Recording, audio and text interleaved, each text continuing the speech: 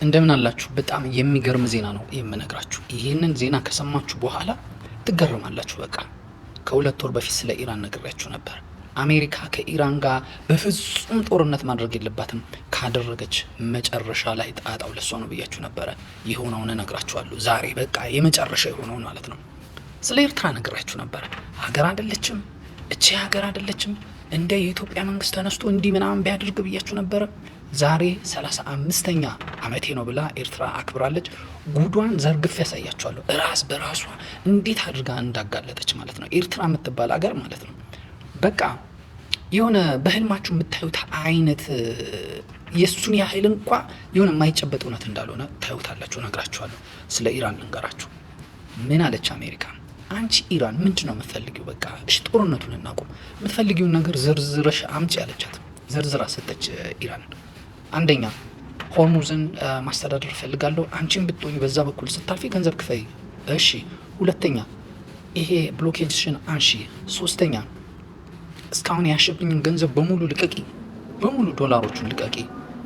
አራተኛ በርካታ ነገሮች በቃ በኒኩለር ጉዳይ አሁን መነጋገር አንችልም።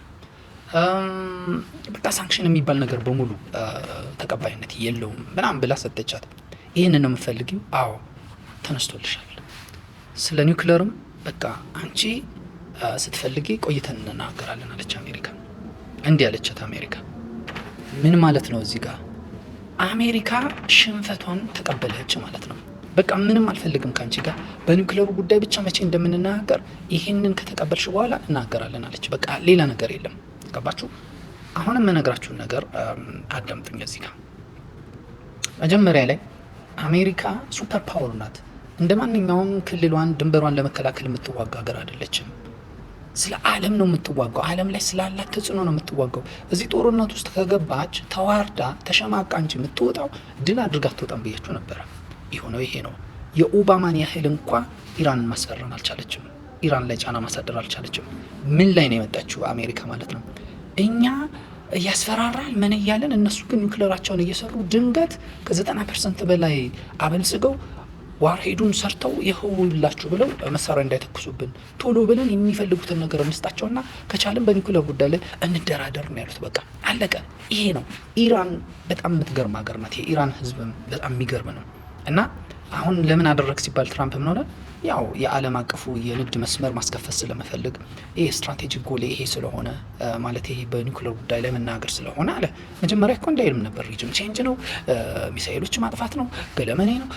እንዲህ ነው አቋም ማለት። አያችሁ፣ አቋም እንደ ህዝብ የኢራን ህዝብ እንደ ህዝብ ነው አቋም የያዘው። በመላው ዓለም ላይ ነው አንድነታቸውን ትግላቸውን ያሳዩት ማለት መንግስታቸው አንድ ላይ ሆነው ማለት ነው የደገፉት ማለት ነው። ይህ ታምረኛ ህዝብ ነው። አሜሪካ ልክ ኤርትራ ላይ መታ ኤርትራ የምን ይደረግልሽ ማዕቀብ ይነሳልሽ ምንድን ነው እንዳለችው ማለት ነው። ምንም አታመጪም እያላት ኢሳያስ ማለት ነው። እንደዛ ነው ኢራን ጋር ሄዳ እጅ የነሳችው ማለት ነው። አሁን ወደ ኤርትራ ደግሞ ጉድ ልውሰዳችሁ። የሚገርም ማለት ነው። እኔ አልዋሽም እኮ ብዙ ጊዜ ሰው አያምነኝም፣ ብዙ ፎሎ አያረገኝም። ዩቲዩብ አቲማፕ 11 ብሎ ወይንም እዛ ባዮ ላይ ሊንኩን ፈልጉ ሰብስክራይብ አያደርገኝም፣ ገብቶ ቪዲዮዎች አያልኝም እንጂ እኔ የምናገረው ነገር መንግስት እንኳን ቢሰማኝ በጣም ተአምረኛ ነው። ምን እንደሆነ ልንገራችሁ። አብይ ባለፈው ለኤርትራ የሰጠነው ህጋዊ እውቅና የለም ብሎ ነበር የምታስታውሱ ከሆነ። ዋት አለች ኤርትራ። ሰጠህን አልሰጠን እኛ ምን አገባን? ሪፈረንደም በ1993 የተደረገው በአውሮፓውያን አቆጣጠር የተደረገው ሪፈረንደም እኛ አይመለከተንም። ምንም የሚሰራልን ነገር የለም። እኛ ነጻነታችን በዛ ቀን አይደለም ያከበር ነው። እና ምንድነው ይሄ መገንጠል አይደለም፣ ከማዘር ስቴት መገንጠል የሚለውን መመሪያ ስለምናሟላ አይደለም አሉ። ልክ ናቸው፣ ያሟሉ። ምክንያቱም ህገ መንግስታዊ አይደለም፣ ዲፋክቶ ስቴት ነው ያኔ የነበረው። የኢትዮጵያ የሽግግር መንግስት ዲፋክቶ ስቴት ነበረ፣ እንትን ሊደር ነበረ አክት የሚያደርገው። ከሱ እውቅና ማግኘት አችሉም ይላቸዋል ህጉ። አናገኝም፣ ልክ ናቸው አሉ። ፕላስ ደግሞ ይሄ ከቅኝ ግዛት ነፃ መውጣት አይደለም፣ ዲኮሎናይዜሽንም አይደለም። ዋይ ቢኮዝ ኤርትራ በዩኤን ሊስት ውስጥ ራሳቸው ማለት ነፃ ያላወጡ ሀገሮች በሚለው ሊስት ውስጥ አልነበረችም፣ የለችም። ሰልፍ ዲተርሚኔሽንም የሚለው ነገር የትኛውንም ሌጋል ተርም ያሟሉ ምንድናችሁ ተብለው ሲጠየቁ በ1991 ኤርትራ አስመራን ገብተን ስለተቆጣጠርን ከዛ በኋላ እኛ ነፃ ሀገር ነን ብለው ተናገሩ። ዩኤን 1991 እውቅና አልሰጣቸውም። መጀመሪያ ላይ ኤዩ 1991 እውቅና አልሰጣቸውም። 35 ዓመት የሞላቸው ከመጀመሩ ነው ብላችሁ እስቲ ቁጠሩ። አሁን 35ኛ ዓመታቸው ነው። ከ93 ጀምሮ ከሆነ 33 ዓመታቸው ነው መሆን የነበረበት። 35ኛ ዓመታችን ያሉት ከመጀመሩ ነው። ከ1991 የኢትዮጵያ ግዛት ከነበሩበት ጊዜ ጀምሮ እኛ ነፃ ሀገር ነን፣ ኤርትራ የምትባል ሀገር ልክ ደርግ ሲወድቅ እኛ ሀገር ነን ዓለም ይወቅልን አሉ። አሁን እነሱ ማለታቸው አይደለም። እዚህ ጋር ሀገር አይደሉም ብዬ መጀመሪያም ተከራክሬ ያለው እኔ። እነዚህ ሰዎች ሀገር አይደሉም። ኤርትራ የምትባል ሀገር የለችም፣ ዲፋክቶ ስቴት ናት። ኢትዮጵያ ይህንን ምርጫ ምናምን ቶሎ ሰርታ ቶሎ ብላ ግዛቲቷን ወደ እኛ መመለስ ነው ያለባት። ይሄ ኤርትራ ምናምን የሚባል ነገር አያስፈልግም። የኤርትራውያን ትውልዶችን ፓስፖርታቸው ምናምን በመስጠት ቶሎ ወደ እናት ሀገራቸው መቀላቀል ነው ያለበት ስል ነበረ። ክፋቱ ችግሩ የቱ ጋር መሰላቸው የተፈጠረው? ዩኤን አዎ በ1991 አንቺ ሀገር ነበርሽ ብሎ እንኳን ደስ አለሽ ብሎ የደስታ መግለጫ ላከ። ትላንትና ነው መቼ። ኤዩ አዎ አንቺ በ1991 ሀገር ነበርሽ፣ ኤርትራ የምትባል ሉዓላዊ ሀገር ነበርሽ እና እንኳን ደስ አለሽ። አዎ 35ኛ ዓመትሽ ነው፣ የ35 ዓመት ጎረምሳ ነሽ ብሎ ሰጣት። ገባችሁ? ነበረች አልነበረችም? አሁን እዚህ ጋር የምታዩት ምን መሰላችሁ? አንደኛ ኤርትራ በአፏ አውጥታ ያመነችው በ1991 ነው አገር የነበርኩ ካለች አልነበረችም። እና ሪፈረንደም የውሸት እንኳ ቢሆን ለምን ተደረገ?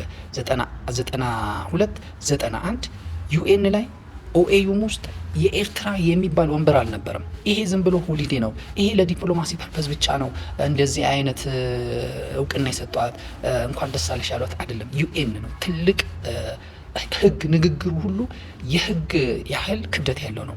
ኤዩ የህግ የሚሰጠው መግለጫ እንኳ የህግ ያህል ሪፈር የሚደረግ ነገር ነው። መጀመሪያውንም ኤርትራ ሌጋል የሆነ ሌጂቲሜሲ የላትም፣ ፖለቲካል ሌጂቲሜሲ ነው። አሁንም በ1991 ሀገር ነበርሽ ለሚለው ነገር ሌጋል ሌጂቲሜሲ አይደለም ያላት፣ ወይም ሌጋል ሪኮግኒሽን አይደለም፣ ፖለቲካል ሪኮግኒሽን የተሰጣት አሜሪካም ሰጥታለች። እንዴት ኤርትራ በ1991 ሀገር ነበርኩኝ ኢንዲፔንደንስ ዴ ከዛ ቀን ጀምሮ ነው ማከብረው ስትል ዩኤን ኦኤዩ ኤዩ ዩኤስ ምናምን ሀገሮች እንዴት እውቅና ይሰጧታል? እንኳን ደስ አለሽ እንዲል ሊሏት ይችላሉ። የኢትዮጵያ መንግስት እዚህ ላይ መልስ መስጠት አለበት ብዬ አስባለሁ። በእኔ በኩል በቃ ሊሆን አይችልም። ይሄ የኢትዮጵያን የዛን ጊዜን ሶቨርኒቲ ሉዓላዊነት መካድ ነው። የዛሬ 36 ዓመት ኢትዮጵያ እንደዛ አልነበረችም ብለን እንኳ ሪፈረንደሙ እንኳ የውሸት እንኳ ቢሆን እንቀበል ብንል እንኳ የዛሬ 34 አልነበረችም። የኢትዮጵያን የቆየን ሉዓላዊነት መካድ ራሱ ይሄ በጣም ህገወጥ ነው። ስለዚህ ይሄ የ35ኛ ዓመቷ የኤርትራ በዓል አከባበር የዩኤንና የኤዩ እንዲሁም የነ አሜሪካና የተለያዩ አውሮፓ ሀገሮችን ማለት ነው መሰሪነት ያጋለጠ የኢትዮጵያ የመከራከር አቅምን እየጨመረ እና ኤርትራ ሀገር አለመሆኗ ፍጹም ያሳየ ነገር ነው እና በዚህ ጉዳይ ላይ ገብታችሁ ማየት ትችላላችሁ፣ ሪፈር ማድረግ ትችላላችሁ። ኤርትራ የምትባል ሀገር እንደሌለች ከዚህ በላይ ማሳያ የለም። በጣም እንናገራለን። አቲማፕ 11 ብላችሁ ግቡና ዩቲዩብ ላይ ሰብስክራይብ አድርጉኝ። ባዮ ላይ አለ፣ ቪዲዮውን ገብታችሁ ይልኝ እናገራለን።